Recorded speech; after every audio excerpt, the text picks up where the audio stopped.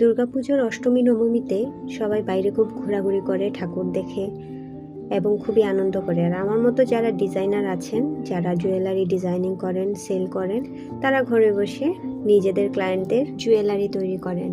এই অর্ডারটা এসছে অ্যাকচুয়ালি 4টা কালারে 9টা সেট, এবং এটা লাস্ট ওয়ান ছিল।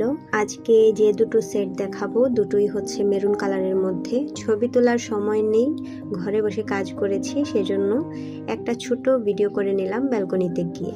এই যে চুড়িটা দেখতে পাচ্ছ, এটা খুবই ডিমান্ডিং।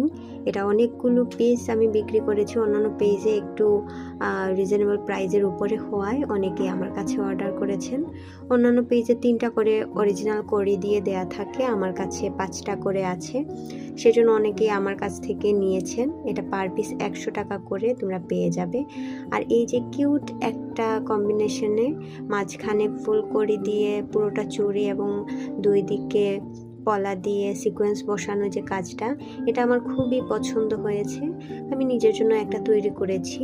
এই অর্ডারটা আমার কাছে এসেছিল ষষ্ঠীর দিন, এবং খুবই লাস্ট মোমেন্টে এই অর্ডারটা আমি পাই এবং না করতে পারি না, কারণ যিনি অর্ডার করেছেন তিনি আমার রেগুলার কাস্টমার এবং ছোট বোনের মতো। উনি দশমীর দিন পরবেন বলে এটা অর্ডার করেন, এবং আমি বলি আচ্ছা ঠিক আছে, দশমীর আগে আমি যে কোনোভাবে এটা পৌঁছে দেব।